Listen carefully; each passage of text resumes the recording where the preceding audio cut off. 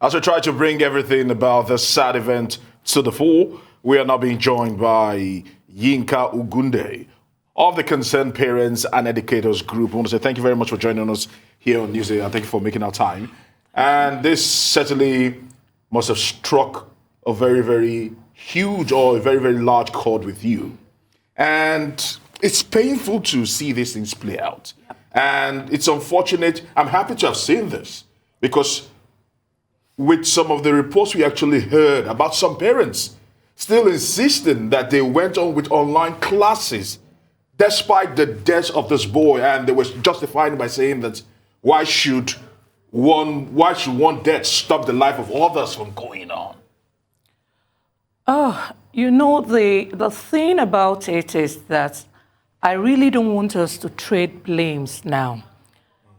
Whether they're online or not, I'm not sure, because I am not speaking for the organization or speaking for Doing. I am here to speak about people who are concerned about the future of the Nigerian child. Mm-hmm. Because that is really the issue here. What do we do from now? Where do we go? It's not about who is responsible or something at this time, because we have lost a child. And that is the one we know. We don't know what is happening in various parts of the country. This is a very dark moment for us in the education sector, I can tell you. Everyone, we are pained. Everyone, we are in tears. We watched the video, we were pained, we were crying. And that was what led Concerned Parents and Educators to organized a stakeholders forum last Saturday evening. I think the video went viral and everybody saw the video and heard the pain of a mother whose child could have gone through the same kind of thing that the young guy that lost his life did. You know, there's so many issues at hand that we need to look at. How do we raise a worthy successor generation? How do we bring back all those values that will ensure we raise the right kind of Nigerian?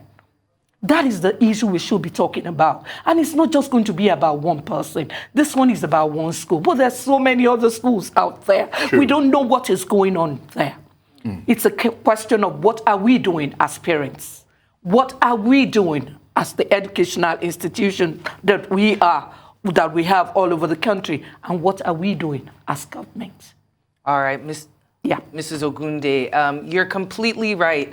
Outrage culture is very prevalent. We find something, we get outraged, Absolutely. And we stew over it. Of course, we have reason to be outraged, but we would hope that while you're being outraged, it pushes you into solutions, into action. So I like that you are not trying, there's so much blame to go around. Absolutely. But there has to be action in order to avoid these situations happening. Just like you said, it's not only happening in Dowen College, it's happening all over the country, and albeit all across the world. Children are being bullied, things are happening, and parents are either not aware about it, or the school system is not aware about it, or they sweep it under the carpet.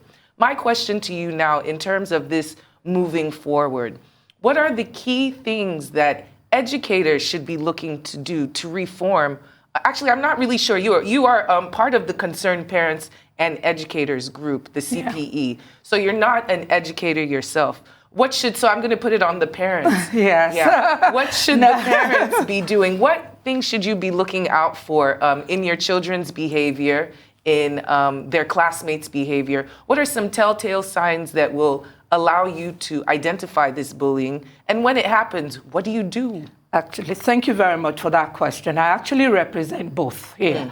Because on CPE, we have both the educators as well as the parents. Perfect. So we're sort of in between, and we listen to both. One of the things I would say that a parent must do, you must be a present parent. One more time for those in the back. A present parent. When I say present, when you are listening, when your child is talking to you, your mind should not be on your phone. Your mind should be there, listening to what that child is doing, is saying. You have to be intentional about your parenting. The era of just being a casual parent that I've paid my bills and I'm sending you to school, I think that era should be over. You must sit down as a family and ask yourself questions. What are the values that we cherish? How do we inculcate these values that we say we cherish into the lives of our children? It calls for the father being there. It calls for the mother being there. It calls for every one of us to raise those children. The community, it calls for us to be present. And then, of course, for the schools, I would say that everybody running a school today in Nigeria is back to the drawing board. Okay, now, Mr. Ogunde, permit me It's back to the drawing board. I want to still, okay, probably she's saying we should move on, but I want to still probably permit me to point fingers at people that I can't point fingers at. We have, from that viral video you spoke about, Yeah. One of the parents was asking a former worker at the Dowen College that saw telltale signs of this bullying. Right. Walk away. And we've seen this happen. You were speaking off air where you spoke about people that will see some of this gory signs and just pull their children out without saying anything or without raising dust. And ultimately, when this happens, we begin to say, we saw this thing coming, but we didn't do anything enough to actually avoid it. Speak to those kind of people. What do we need to do? What responsibility do we need to always do? When we see things like this, not to just say, it's my child, I want to protect my child at the detriment of other children who might end up suffering, just like we've seen right now. Thank you very much. I think we've now gotten to a stage in this country where we all need to speak out. In fact, we're having a speak out program this evening again on Zoom with parents. The reason is that the era of keeping quiet is coming to an end. We have seen the end result. We have seen that it's not just about a child being injured. It's now about a child dying, dreams dying, a family in grief. And that is just one family. You can imagine what is happening in various places. And that means that people can no longer walk away. True. We must own the problem. The problem is here with us. It is how we can solve it that everyone must be discussing. For teachers and for education professionals, even if you are not the owner of the place, it's time to talk. The reason is simple, because if you don't say it, people will not know about it, and they will not know what to do. We're creating a CP ombudsman, even within the group, where you can just drop it, and we'll know what to do. Allow me to be controversial for just a second, because it's easy to say these things. If you see something, say something, right? I know. But we know how the culture of whistleblowers has gone down. Oh, somebody sees something and they're in a position to say something. They do say it against a powerful entity who is committing wrong.